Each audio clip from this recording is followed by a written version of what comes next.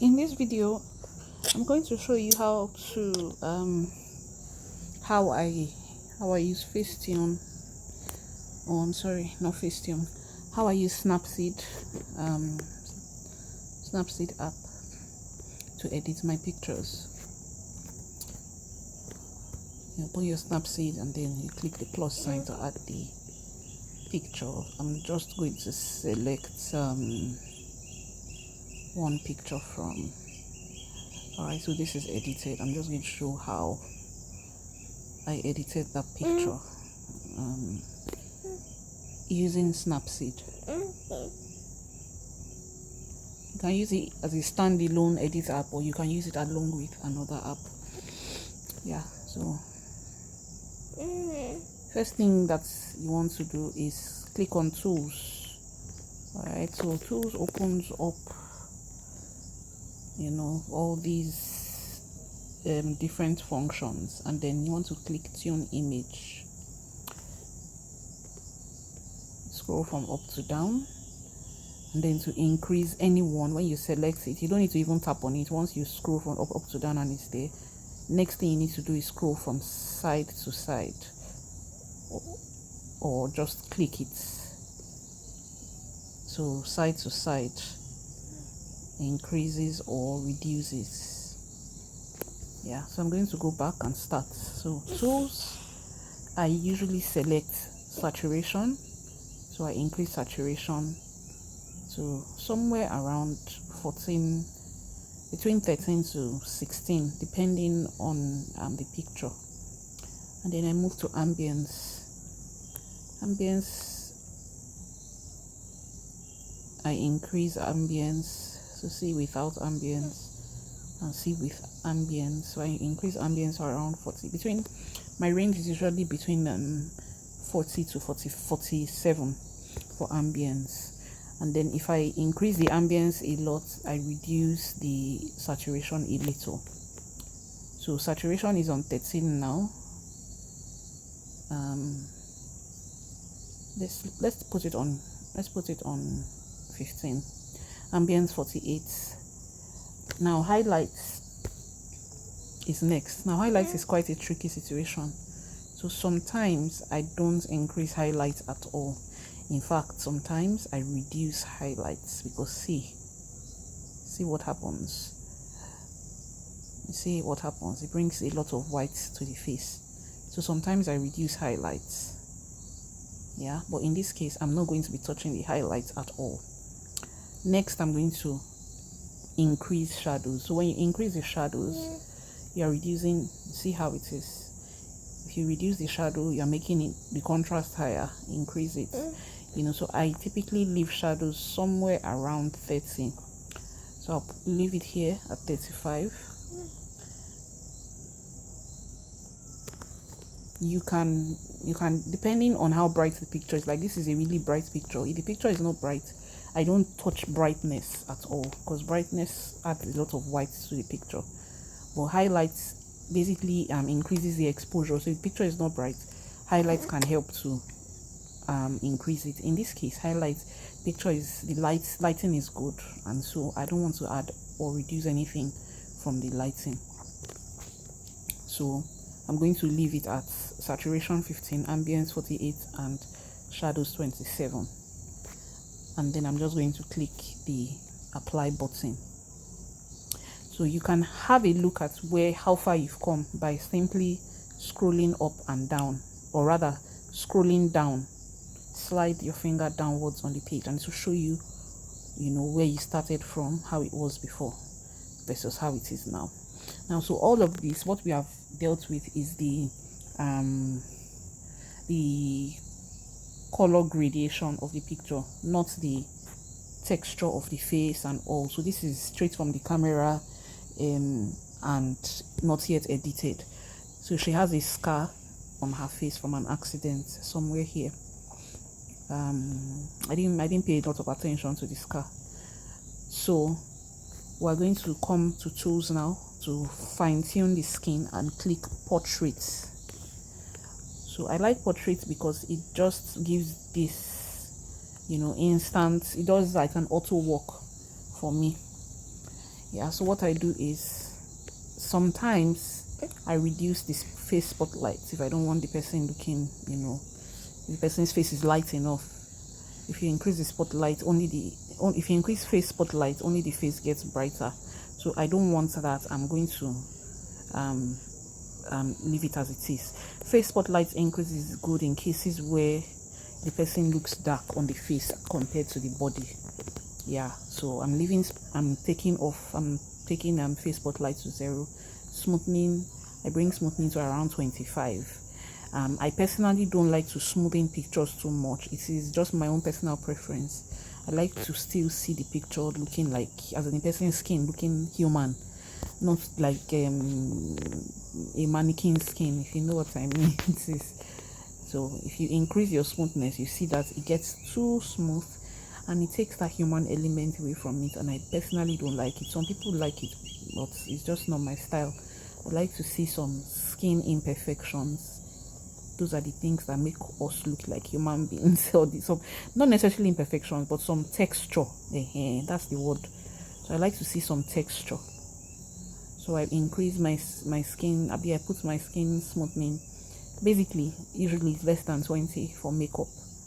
If the skin is really badly rough, then I can do specific acne removal and all of that. So in this case, I like how the skin looks as it is now. So I'm leaving it at 17.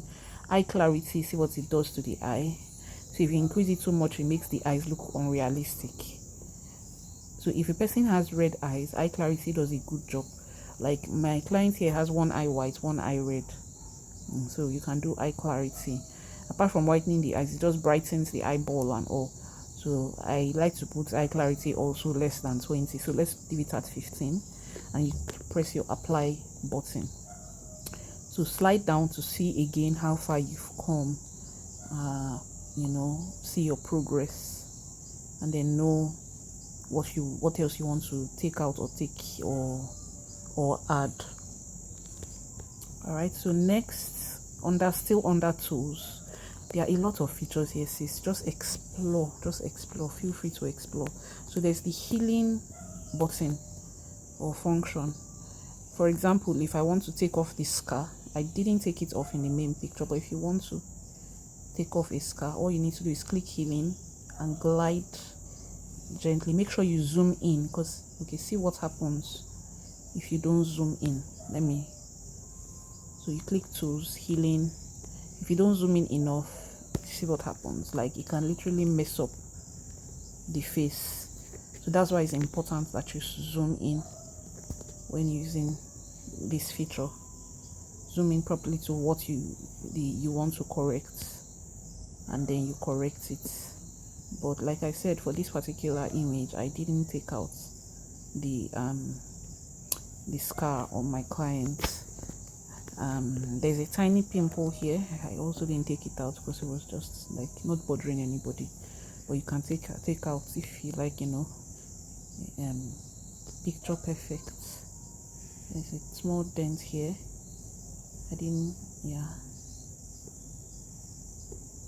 If you do anything, any slight mistake, so that's why zooming in is very important. Any slight mistake with this healing function, it just messes up that area. So apply. The next thing I like to do is brush.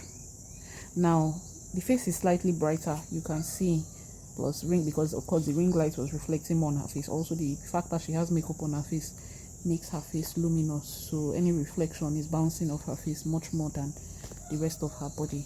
So this is what I use. I click on brush, and then this arrow facing down, and the arrow facing up, it has dodge and burn in the middle.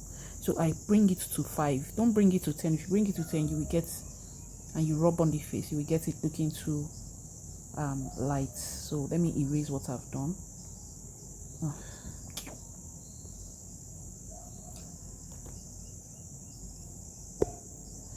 So I'm going to erase what I've done.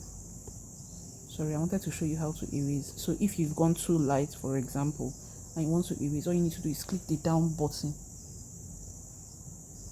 Click the down button, and then until it shows you eraser, and then you just simply swipe over the area you want to erase and it goes off. So click the up button, bring it to 5 dodge and burn.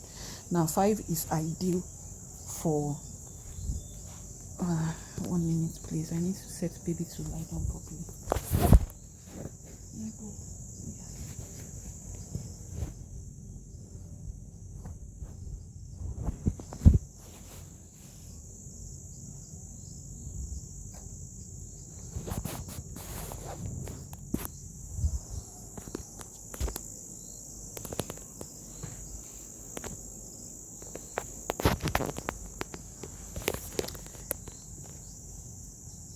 Alright, yeah, so you want to click the arrow until it comes to 5 dodge and burn, and then glide over the area you want to lighten. Now in this case, the areas I want to lighten is her body, her hands.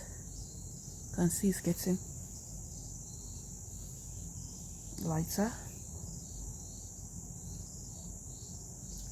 basically to evenly distribute the light that is on her face to other parts of her body. Coming now to her decolletage area just below the neck, and then feel free to zoom in. Now this particular feature says this dodge and burn, I like it very well because I also use it to give highlights on the face. So for example, you've applied bronzer or highlighted a particular part of the face. I like to use it particularly on areas that have shine, like bronzer. So you've highlighted a part of the face, but maybe your lighting wasn't so good and it didn't show off. So in this case, you can see the forehead. Let me bring up my stylus pen. So you can see this area, the forehead. You can see the cheek, the cheeks, and then you can see the bridge of her nose here. These areas are shiny. They already have bronzer on them. But if they didn't, for example, or the person's face is even plain, I use it also for my microblading pictures, because most times, of course, they come without makeup to have their microblading done and their skin is not looking, you know, flawless. And of course, whatever you are selling, you want to package it properly. You won't just put food on a plate that because the food is sweet, you don't now make it look good or make the plating nice. So just because the microblading is nice doesn't mean that their skin should be left to look anyhow. So this, I do this for my client's skin, for microblading especially, because most times, of course, they come, you know, without makeup, and we even have to wipe their face clean and all that. So using dodge and burn, put it on 5. If you put on 10, it will be too bright. So say for example, see now, you see how that place is shiny, so you don't want that. So you simply erase. All right, then bring it to 5, and then your highlights, areas where like you don't want to come to an unrealistic area where light does not have any business. For example, this spot now, like here, you know, if you do that, you're making the head wider. Okay, so realistic areas where light has already bounced off, you can come there and then apply some lighting. Usually in every picture you will see those areas that, you know, the light has given you some highlights, or the bronzer that you've applied has given you some highlights. Yeah, let's try here just to make that part look, yeah, that worked.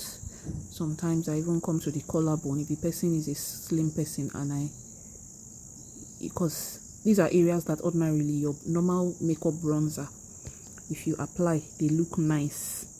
You see how it makes her collarbone look like it stands out, but in this case it won't make sense putting it because this person is not a skinny person. It looks like her neck can take a little more light color, so I'm just going to brighten this area up here, her upper chest. So I'm going to brighten it again. Yeah, so let's see what it looks like. To see what it looks like, what you need to do is click on this button. This, I don't know if you can see this thing that looks like a book at the top side, at the top area of the page. So just, I'm taking off my screen recording. This thing that looks like a book, touch it and you can see how it was before versus what you've done now. Okay, another thing I really like to do with my dodge and burn is to remove redness from the eyes, the white of the eyes. In this case, one of her eyes was red. I don't know why. I think she has a sensitive, that eye is sensitive. So I used it to remove the redness. Come back and click and see how far you've come. So basically that's it. You can play around with this. Even sometimes I come to the background. If my background is dark or light and I want it darker, I use dodge and burn, so you can see how the background brightens up. If you also want to make the background darker, click eraser, of course, and erase all the brightness that I have applied. And then arrow down to 10. All right, and rub around. Yeah, but this is something that I barely do. I don't remember ever making my background darker, but I just want you to see like how functional this thing is. Like, you see, this tool is so powerful. See how I'm using it on the gele now, and it's making the gele richer. Oh, I didn't even see this. Like, I didn't do this for that picture. See how beautiful it makes this gele. I like the gele better like this. Whoosh! Sis, you don't show me, you don't inspire me. I think I would even like to have a brighter background. Of course, I always like the background normal, except when it's too dark, then I brighten it. But let's see what we have. This just gave me a lovely idea. I didn't do this to her image, that's to darken her gele. But when something is dark and you make it darker, it just gives it some, this richness. It makes it look rich. Yeah.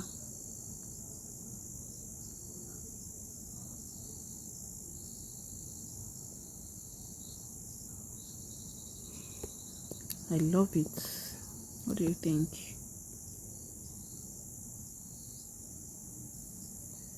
It's on 10. So basically, if I keep going, it keeps going darker. But look at that color. Look at that color.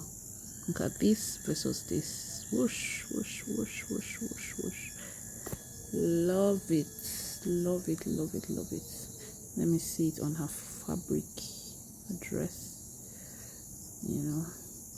Sis, I'm just showing you. I just want you to, you see these things, you just really need to just learn to play around with them. I've never sat down to learn these things, or someone, once you sit down, put a picture in, try out different things, you will see what works, you will see what you like, you will see what you don't like, you take note of things that you need and things that you may not need. You see this discovery I just made now, I wish I did it with her gele earlier. See how rich it makes her gele look. Like, ouch, look at that. Sweet, sweet, sweet. I think a bit of it got into her skin, so I'm going to just clean it off by zooming. Make sure I zoom in and I don't. Yeah, so I think we're good now. Make sure none of that darkness I put on her gele gets into her skin. Oh, she's so lovely. I'll send her this picture. Okay, so basically, you can do all of that with then come back to apply and then click your apply sign. See how far you've gone by swiping up and down. See where we started from and see where we are. See where we started from and see where we are. Is there something else I do? That's majorly what I do. You can play around with things, text and all that. Okay, let me show you something. If you want to cancel a particular step, or you want to redo a particular step that you've done before, you come to this edit stack button up here, click it. If you click undo, it will undo that step. You see the gele has gone back to normal, and then I can click redo. That's why I really like this Snapseed. Then if you want to edit a particular step, maybe the step you've done like 3 steps ago, you come to view edits, see everything that we've done. We tuned image, we did portrait rather, we we did healing, and then we did the brushing highlight. So say for instance you want to, you decide that, oh, let's deal with the scar, the scar that I said I didn't remove. You come, you click the arrow button and click this. I hope you can see my stylus moving. If you click delete that step, whatever we did, you see what happens. And then this is brush filter. I've never really used it, like let's even see what it does. Stacks brush healing. Whoa, my baby. That was very short sleep. Yeah, take.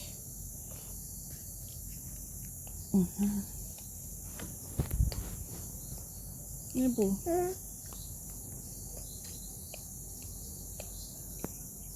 Good boy. Just let me round off quickly so I can attend to baby. So I click this edit filter, and then we can go back. Sorry.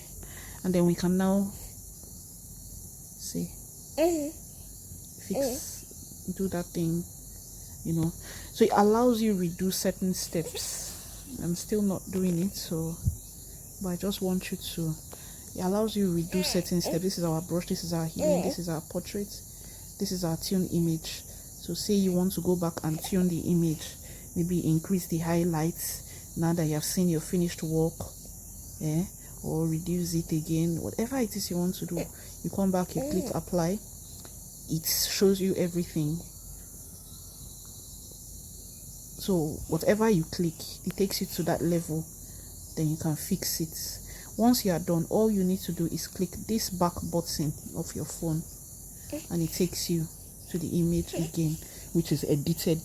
Whatever you've edited in that under the view edits will be applied once you click the back button. Is there anything else that is styles? Last edit. So basically, if there's a particular way you edit most of your pictures, you will see it under last edit. Just, you know, sis, like I said, this thing, I just Dora the Explorer, and I might take Sabiam. So you just, you know, enjoy, have fun with the thing. You know how you like your pictures to look. So there's this thing, this head pose. Make I show you. So you can turn the face. You see that? I really like Snapseed.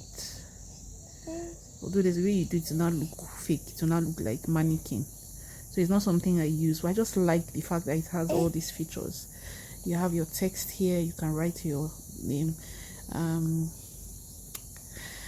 Lens blur. So lens blur is something that you can use to blur, focus on a particular so I expanded it by just opening and closing my finger. Basically, any direction you want to expand it, you open your finger or close, so it becomes blur. Everything outside of that becomes blur. You can reduce vignette or increase vignette. You can reduce or increase the transition, that is where the blur starts and stops. Then you can increase or reduce the strength of the blur to make it, you know, less blur and more blur. But you can see my image already is blurred because I focused on the person in the picture. I used my phone to take the picture. I did my focus properly on my phone manually. So but no, I didn't do manual on this. I think I used portrait mode to take this picture. So that mode automatically blurs the background. And is there anything else that I haven't shared with you on this app? No, that's it. So that's basically what I do. So then I click export, save, and that's all. Your picture is saved. So I basically use this app and alone, or I use it along with airbrush. It's been a long time since I used Facetune. Facetune is a bit too hard. My baby, I will soon be done. you know. So if there's anything else that you want to fix, you can now come and fix it with airbrush. I hope this is helpful, sis. I need to go now. Let me attend to baby.